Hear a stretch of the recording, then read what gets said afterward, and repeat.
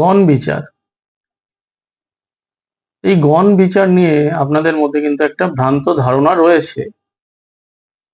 সেই ভ্রান্ত ধারণাটা কি? ভ্রান্ত ধারণা, অনেকেই দেখবেন হাত দেখে গণ নির্ণয় করেন বা অনেকেই হাত দেখে গণ বলে দেন। দর্শক বন্ধুরা, হাত দেখে গণ বিচার কিন্তু সম্পূর্ণ একটি ভুল বিচার। অনেকেই হাতের আমাদের যে কনিষ্ঠ আঙ্গুলটি রয়েছে, এই কনিষ্ঠ আঙ্গুলটিকে তার পাশে যে অনামিকা আঙ্গুল রয়েছে, সেই অনামিকা আঙ্গুলের একদম অগ্রভাগ অর্থাৎ প্রথম পর্বের যে আমাদের যে অংশটি রয়েছে তার সঙ্গে তুলনা করে।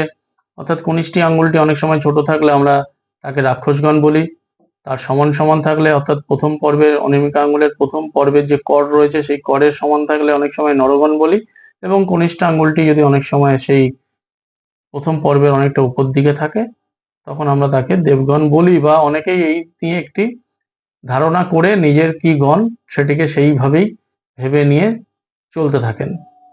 বহু মানুষ আছে নিজের রাশি, নিজের নক্ষত্র, নিজের লগ্ন, নিজের প্ল্যানেটারি পজিশন কিছু জানেন না, কিন্তু কি গণ সেটি তারা ওই আঙুল দেখে বিচার করে ফেলেন যে আমার এই গণ, বা কেউ তাকে হাত দেখে বলে দেয় যে তোমার এই গণ। আপনাদের অনুরোধ করব, এ ধরনের ভ্রান্ত ধারণার মধ্যে যদি পড়ে থাকেন তাহলে কিন্তু আপনাদের পক্ষেই আপনাদের জীবনকে জানতে সমস্যায় পড়বেন। তাহলে গণ কি করে জানা যাবে? গণ জানার উপায় কি? হাত দেখে কি গণ জানা যায়? এই নিয়েই আজকে সংক্ষেপে আপনাদের জানাবো। জানানোর আগে আমি অনুরোধ করব, অ্যাস্ট্রোলজি অন হিউম্যান লাইফ এই চ্যানেলটি আপনারা সাবস্ক্রাইব করবেন। এই চ্যানেলে ছোট বড় বিভিন্ন অনুষ্ঠানে আমি অ্যাস্ট্রোলজির বিভিন্ন বিষয়ে আলোচনা করি এবং তার মধ্যে দিয়ে আমি আপনাদেরই সুফল দেওয়ার চেষ্টা করি। অ্যাস্ট্রোলজি এমন একটি বিষয়, এমন একটি বিদ্যা যা মানুষের সঠিক কাজে লাগাতে পারলে অবশ্যই প্রত্যেকে আমরা উপকৃত হতে পারি। কিন্তু ভুল ধারণা, ভ্রান্ত ধারণা বা ভয় দেখিয়ে বা এলোমেলো বিষয় নিয়ে আলোচনা করে বিপথে চালিত না করাই ভালো। আপনারা অ্যাস্ট্রোলজি অন হিউম্যান লাইফ চ্যানেলটি সাবস্ক্রাইব করবেন, নোটিফিকেশন লিঙ্কটিকে অন রাখবেন এবং অনুষ্ঠানটি ভালো লাগলে অবশ্যই লাইকস দেবেন, কমেন্টস লিখে জানাবেন। গণ কি করে বিচার হয়?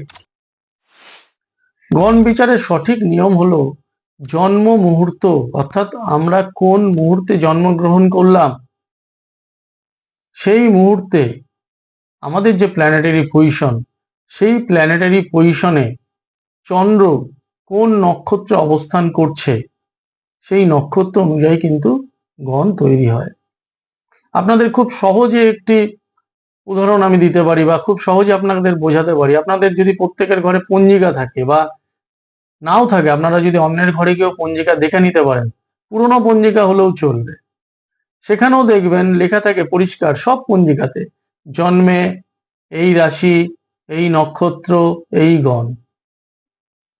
বা অনেক সময় লেখা থাকে যে এই সময়ের পর এই রাশি, এই নক্ষত্র, এই গণ। অনেক সময় রাশি চেঞ্জ হয় না, কিন্তু দেখা যাচ্ছে যে একই রাশি রইল কিন্তু নক্ষত্র চেঞ্জ হয়ে যাওয়ার কারণে গণ কিন্তু চেঞ্জ হয়ে গেল বা বদলে গেল।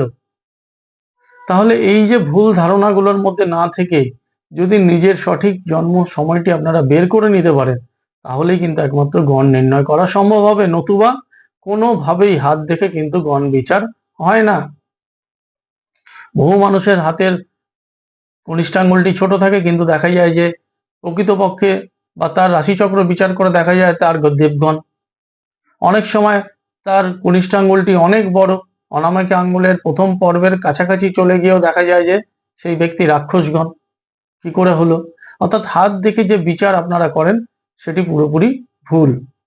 বিশেষ কিছু নক্ষত্রে জন্মগ্রহণ করলে আমাদের নরগণ হবে, বিশেষ কিছু নক্ষত্রে জন্মগ্রহণ করলে আমাদের দেবগণ হবে, এবং বিশেষ কিছু নক্ষত্রে জন্মগ্রহণ করলে আমাদের রাক্ষসগণ হবে। আমাদের 27টি নক্ষত্র রয়েছে, এই 27টি নক্ষত্রের মধ্যে কিন্তু এই বিভাজন করা রয়েছে। আমি উদাহরণ দিয়ে বলতে পারি, যেমন হস্তা নক্ষত্রে, অশ্বিনী নক্ষত্রে, পুষ্যা নক্ষত্রে, পুনর্বসু নক্ষত্রে জন্মগ্রহণ করলে দেবগণ হয়। এরকম আরো নক্ষত্র রয়েছে, শ্রবণা রয়েছে, রেবতী রয়েছে, এইসব নক্ষত্রগুলোতে সাতী নক্ষত্রে জন্মগ্রহণ করলে দেবগণ হয়। আবার অনেক নক্ষত্র রয়েছে যেগুলোতে জন্মগ্রহণ করলে রাক্ষসগণ হতে পারে। যেমন অশ্লেষা নক্ষত্র রয়েছে, জ্যেষ্ঠা নক্ষত্র রয়েছে, কৃত্তিকা নক্ষত্র রয়েছে, এগুলোতে রাক্ষসগণ হয়। আবার নরগণেরও নক্ষত্র রয়েছে, পূর্ব ফাল্গুনী, উত্তর ফাল্গুনী, এরকম অনেক নক্ষত্র রয়েছে। যেসব নক্ষত্রগুলোতে জন্মগ্রহণ করলে কিন্তু নরগণ হবে। তাহলে জন্ম মুহূর্তে আপনার কি নক্ষত্র সেটিকে যদি জানতে না পারেন, অকারণে গণ নিয়ে যদি মাথা ঘামাতে যান, তাহলে কিন্তু আপনারা নিজেরাই একটি ভুল ধারণা বা ভুল গণকে পোষণ করে এগোতে থাকবেন। আপনাদের অনুরোধ করবো এ ধরনের ভুল আপনারা করবেন না। যদি আপনাদের গণ নিয়ে কোনো কোয়েরি থাকে, কোনো জানার থাকে, আমাকে অবশ্যই কমেন্ট বক্সে লিখে জানাতে পারেন। আপনাদের জন্ম তারিখ এবং আপনাদের জন্ম মুহূর্ত যদি আমাকে পাঠাতে পারেন, জন্মস্থানটাও আপনারা পাঠিয়ে দেবেন। আমি কিন্তু আপনাদের গণ অবশ্যই বিচার করে দেব এবং কমেন্টস বক্সে আপনাদের লিখে দেবো যে আপনারা কে কোন গণের অধিকারী। তাই ভুল ধারণার মধ্যে না গিয়ে, ভুল কোনো পদক্ষেপ না নিয়ে সঠিক বিচারের মাধ্যমে নিজের গণটি জেনে নেবেন। এইটুখানি আপনাদের কাছে অনুরোধ রইল। ছোট্ট ভিডিও থেকে আজকের মতো বিদায় নিলাম। পরবর্তী অনুষ্ঠানে এই ধরনেরই কিছু ছোট ছোট ভিডিও যা আপনাদের অনেক বেশি নলেজ দিতে পারে তা নিয়ে অ্যাস্ট্রোলজি অন হিউম্যান লাইফ চ্যানেলে আসবো। আজকের মতো এখানেই শেষ করলাম। নমস্কার।